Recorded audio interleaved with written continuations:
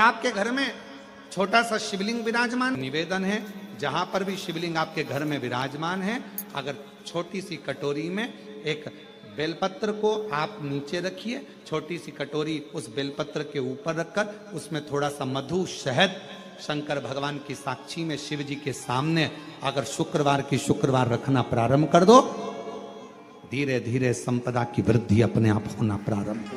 शुक्रवार के दिन बेलपत्री के वृक्ष के नीचे बैठकर घृत का दिया लगाकर शरीर में जो रोग है उसका स्मरण कर कर शंकर जी से विनय कर कर, हे भोलेनाथ, आपने शुक्र देवता को संजीवनी मंत्र दिया है, तो क्या आप मेरे को वो मंत्र प्रदान नहीं करोगे?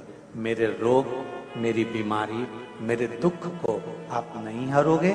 शिव से कहो, ये शरीर आपने दिया है और भजन करने के लिए दिया है, स्मरण करने के लिए दिया है, कीर्तन करने के लिए दिया है, तो संभालोगे भी आप। और बेलपत्री की ओर मुख कर कर घी का दिया लगाकर महामृत्युंजय मंत्र का स्मरण कर लेने पर धीरे धीरे धीरे धीरे धीरे धीरे वो रोग समाप्ति की ओर आता चले जाता है। बहुत सारा भगवान को नहीं चाहिए। शिव महापुराण में यह भी कहीं नहीं लिखा कि तुम भगवान को 108 या 1008 या 1008 बेलपत्र समर्पित करोगे तो शिव जी प्रसन्न हो जाएंगे।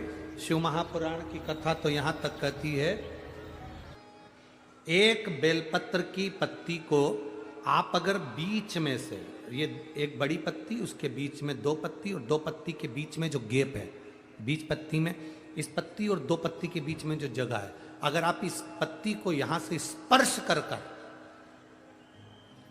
इस पत्ती को यहां से स्पर्श कर कर शंकर भगवान के शिवलिंग पर अगर आप श्री शिवाय नमस्तुभ्यम कहकर, पंचाक्षर मंत्र नमः शिवाय कहकर, षडाक्षर मंत्र ओम नमः शिवाय कहकर यदि शंकर के शिवलिंग पर समर्पित करते हो तो वो 108 बेलपत्र का काम कर जाती है। पकड़ने का स्थान देखिए,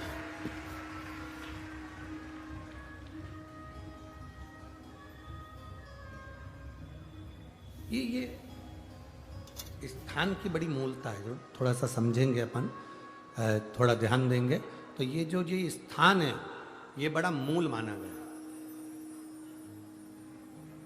बेलपत्री की बड़ी पत्ती, नीचे की दो पत्ती, उसके बीच में जो खाली डंडी जो दिख रही है, इसको अगर पकड़कर बेलपत्र समर्पित कर रहे हैं तो 108 बेलपत्र के बराबर हमें फल प्राप्त हो रहा, 108 बेलपत्र। और समझिएगा, मान लो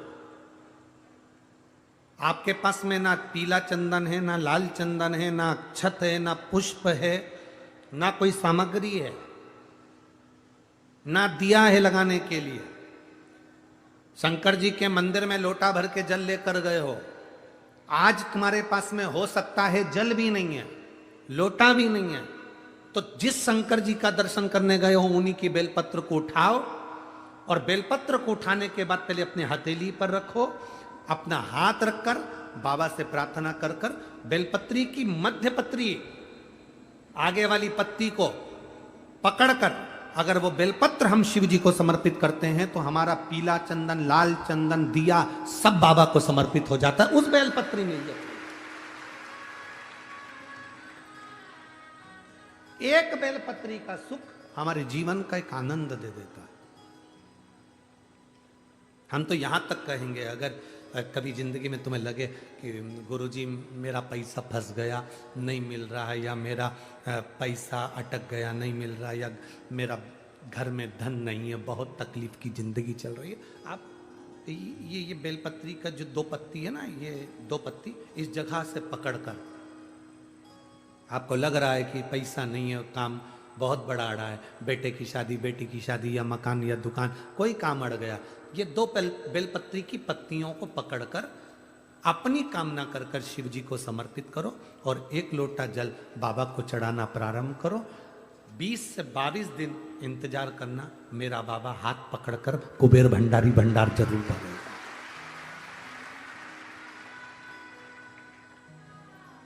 2 पत्ती को पकड़कर।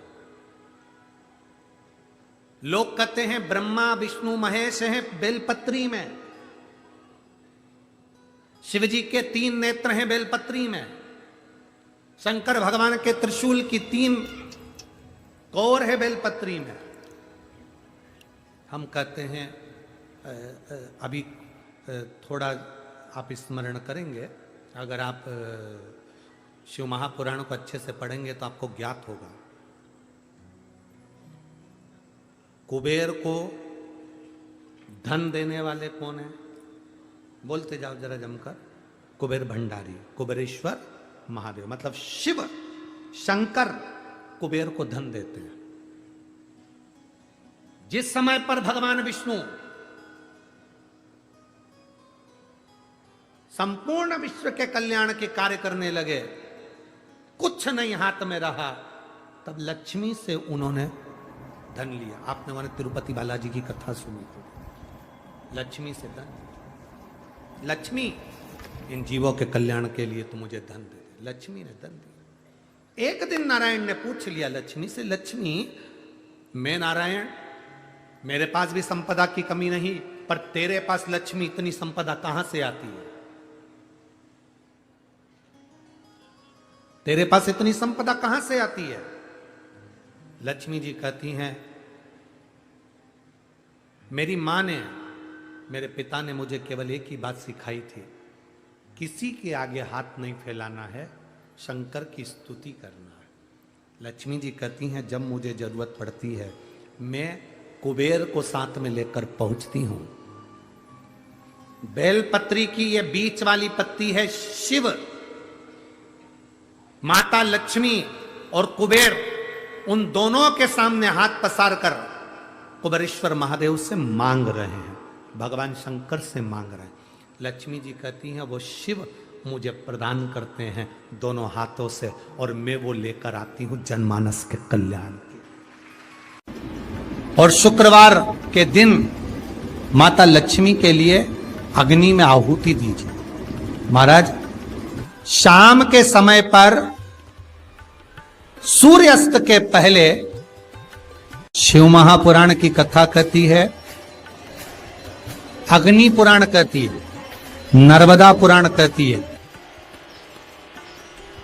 लिंग पुराण कहती है कि बेलपत्री के वृक्ष के नीचे, नीचे तो नीचे वो भी जाने दो, यहां तक वर्णन किया शिव महापुराण में तो कि बेलपत्री का जो फल होता है ना,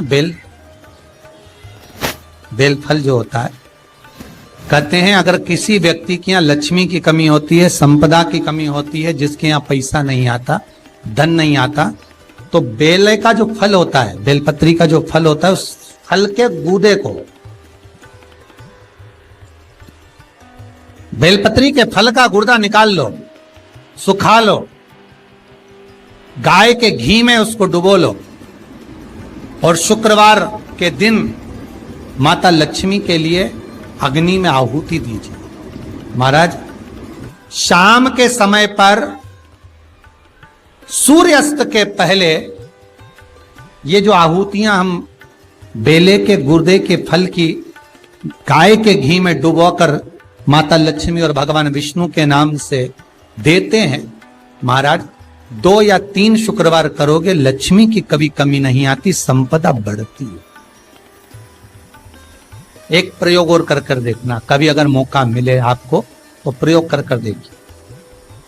लिंग पुराण के अंदर लिखा हुआ है, शिव पुराण में, लिंग पुराण में और स्कंद पुराण में कहा गया है कि अगर किसी ने बेले के फल को, बेले के फल का अगर थोड़ा सा भी गुर्दा पाया है, बेले के फल को खाया हो, या बेल का रस पिया हो, या बेल के फल का जूस पिया हो, अगर वो व्यक्ति का अनायास किसी कारणवश प्राण भी छूट गए हो, तो शिव महापुराण की कथा कहती है कि 27 दिन तक वो बेल के फल का रस उसके नस नस में रहता है, तो उस व्यक्ति को यम नहीं छूते, वो कैलाश पर निवास करता है। मर भी जाता है तो अधोगति में नहीं पड़ता, नरक नहीं भोगता, वो बैकुंठ पद का कामी हो, बैकुंठ का निवासी।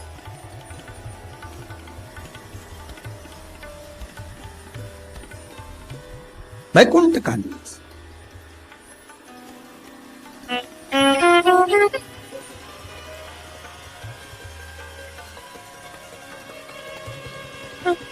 ये जो शिव जी को चढ़ती बेलपत्री हुई, शमी पत्र हुआ, मदार का पुष्प, आंकड़े का जो पुष्प हुआ, ये सब साधारण नहीं है साहब। शंकर का एक एक गुण तत्व ग्रहण करने वाले, शंकर का अनुमोदन करने वाले, शिव को एक एक वस्तु जो चढ़ने वाली साधारण नहीं।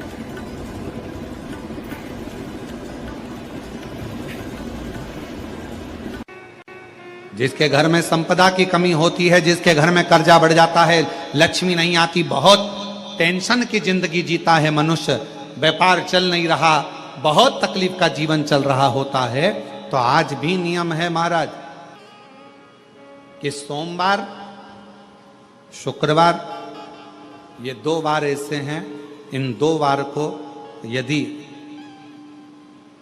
कटोरी में थोड़ा सा शहद रखकर, मधु रखकर, यदि लक्ष्मी जी का स्मरण किया जाए और माता लक्ष्मी जी का स्मरण कर कर एक लाल पुष्प उस कटोरी के सम्मुख में माता लक्ष्मी का नाम लेकर रखा जाए और बाद में वही शहद, वही मधु और वही पुष्प सोमवार का दिन और शुक्रवार के दिन लक्ष्मी का पूजन कर कर, स्मरण कर कर, दूसरे दिन शुक्रवार के दिन पूजन करें, शनिवार के दिन उस मधु का, उस पुष्प का विसर्जन करें, सोमवार के दिन पूजन करें लक्ष्मी जी का स्मरण कर कर, और मंगलवार के दिन अगर विसर्जन करें, 5 या 7 सोमवार या शुक्रवार को यदि आप मधु का भोग लक्ष्मी जी को लगाना प्रारंभ कर दें, शिव का नाम स्मरण कर कर, तो उसके घर में कभी संपदा की कमी नहीं होती, लक्ष्मी उस संपदा को बढ़ा। विष्णु पुराण कहती है, स्कंद पुराण कहती है महाराज कि भगवान नारायण स्वयं इस जड़ के नीचे अपना विश्राम करते हैं महाराज, इस जड़ के नीचे। प्रयास करा करो, एक चुटकी हल्दी, कितनी? मात्र एक चुटकी हल्दी, आंवले के वृक्ष के नीचे भगवान हरि हर महादेव, कौन से महादेव हैं? हरि हर महादेव के नाम से रखकर उस पर पूर्व मुख कर कर, पूर्व की ओर मुख कर कर जल समर्पित करना प्रारंभ कर दीजिए। आप अगर प्रयास करेंगे, शुक्रवार की शुक्रवार करें या नवमी की नवमी करें, अष्टमी की अष्टमी करें, प्रदोष की प्रदोष कर लें। महाराज हम तो आपसे निवेदन पहले भी करे, आज फिर करते। मान लो आपको ऐसा लगता है कि घर में बीमारियां ज्यादा घेर रही है, तो एक बेल का टुकड़ा, बेले का फल का एक टुकड़ा अपने ही घर में कहीं पर भी कटोरी में रख दीजिए, शिव का स्मरण,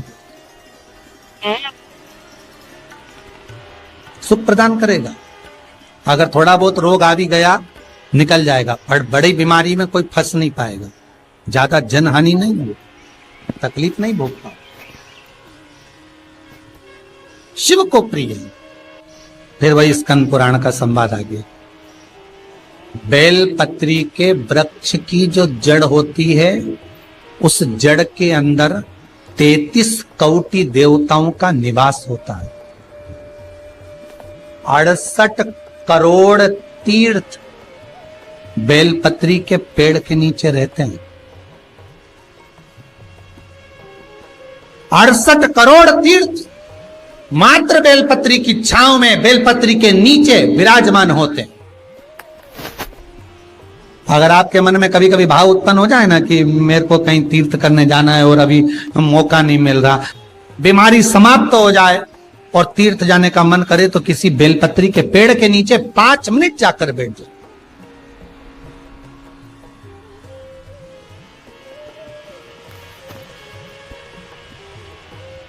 और जप लो, श्री शिवाय नमस्तुभ्यम। जितने बैठे हो टीवी के सामने प्रेम से बोलो, श्री शिवाय नमस्तुभ्यम। जितने टीवी के सामने बैठे बार फिर से बोलो श्री, साथ में बोलो, आगे आगे नहीं। श्री शिवाय नमस्तुभ्यम।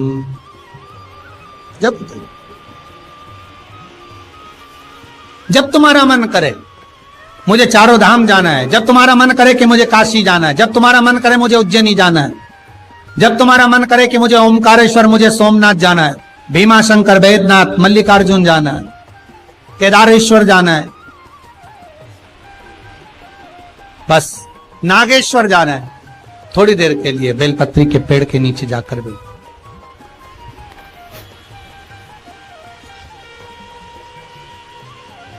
68,000 तीर्थ सब बेलपत्री के वृक्ष के नीचे विराजे। जहां पर देवराज के प्राण छूटे वहां बेलपत्री का पौधा है, बेलपत्री का वृक्ष है। हिंदू धर्म में आज भी रीति है, मरने वाले व्यक्ति, अब तो ये कोरोना महामारी में ना गाड़ी में भरे ने लेकर चले गए और जला दिया, पर पहले जो नियम था शास्त्रार्थ के अनुसार, जब कोई व्यक्ति मरता था उसको कंधे पर लेकर जाते थे, तो ले जाने के बाद में बीच राह में एक स्थान ऐसा आता था जहां पर अर्थी को उतारते थे, विश्राम स्थल पर उस अर्थी को उतारा जाता था। और वो केवल विश्राम स्थल ऐसे नहीं होता था, वहां पर बेलपत्री का पौधा होता था, पेड़ होता था, उस बेलपत्री के वृक्ष की छांव उस मुर्दे पर भी पड़ जाती थी तो उसको यम की कैद नहीं भोगना पड़े, उसको यम की कैद, यम की तृण नहीं भोगना पड़े।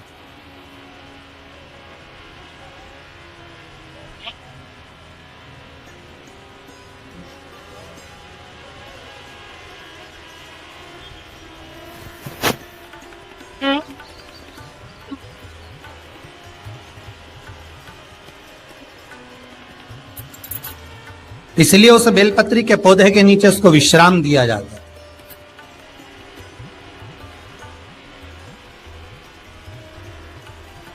बेलपत्री के पौधे के नीचे उसको विश्रामता दी जाती। जब शिव कह रहे हैं देवराज तेरे प्राण छूटे, मना नहीं है तेरे प्राण छूटे, पर तेरे प्राण जहां छूटे वो बेलपत्री का वृक्ष था।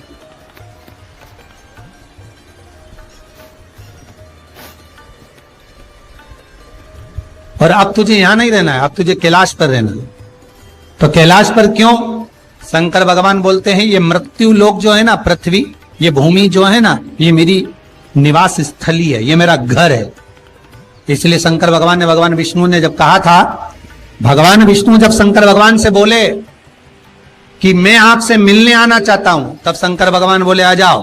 तो भगवान विष्णु पृथ्वी से एक हाथ ऊपर पांव रखकर चल रहे थे। तो शंकर जी ने पूछा तुम पांव जमीन पर क्यों नहीं रखते, पृथ्वी पर रखो। शिव जी मैं पांव पृथ्वी पर नहीं रख, क्यों? नहीं नहीं नहीं नहीं, मैं पांव पृथ्वी पर नहीं रख सकता। आखिर क्यों? शंकर भगवान से भगवान विष्णु कहते हैं पूरी पृथ्वी पर छोटे छोटे कंकर नजर आते हैं, हर कंकर में मुझे शंकर नजर आते हैं। जब कंकर में शंकर दिखेगा तो मैं पृथ्वी पर पांव कैसे रख सकता हूं? शिव जी बोले, भाई नारायण भगवान विष्णु से बोले, है नारायण अगर आप इतनी दूरी बनाकर रखेंगे तो फिर हमारे करीब में कौन आएगा? हम चाहते हैं कि आप हमसे मिलकर रहें, हम आपसे एक क्षण की दूरी सहन नहीं कर सकते। आप हमसे चिपक जाएं, लपट जाएं, आप हमसे रम जाएं, हम आप में रम जाएं।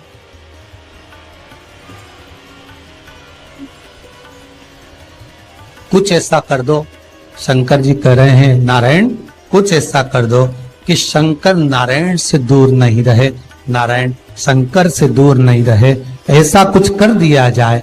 तब भगवान शिव ने भगवान विष्णु से कहा एक काम हो सकता है कि आप सांप बन जाओ। भगवान विष्णु ने पूछा मैं सांप बन जाऊं, क्यों? शंकर भगवान कहते हैं सांप बन जाओगे तो मैं गले में आपको डालकर रखूंगा, आप मुझसे चिपके रहोगे, मैं आपसे चिपका रहूंगा, आप मुझसे लगे रहेंगे, मैं आपसे लगा रहूंगा, दूरी नहीं रहेगी एक क्षण की भी। और भगवान विष्णु सर्प बन गए, भगवान विष्णु सांप बन गए। सांप बने भगवान शंकर ने, भगवान विष्णु जब सर्प बने और सर्प बनकर भगवान शंकर ने अपने गले में भगवान विष्णु को धारण कर लिया। आज भी शंकर भगवान के गले में जो सांप पड़ा हुआ है वो सांप केवल सर्प नहीं है, वो भगवान विष्णु का ही एक अवतार।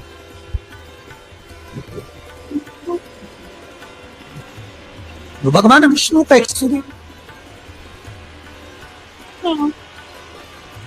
शंकर भगवान के पूरे शरीर पर 6 सांप हैं। कितने सर्प हैं? 6। एक जो गले में है वो भगवान विष्णु का होता, 2 हाथ में, 2 भुजा पर, एक कमर में जो सर्प नजर आता है, ये शंकर भगवान की 5 लड़कियां हैं, जया, विशाला, सामरीवारी, 2 तली और देव। शिव जी की 5 लड़की। शंकर भगवान के पूरे शरीर पर 6 सर्प हैं, 5 लड़कियां और एक भगवान विष्णु का स्वरूप, भगवान विष्णु का प्रतिबिंब, भगवान विष्णु का ही एक स्वरूप।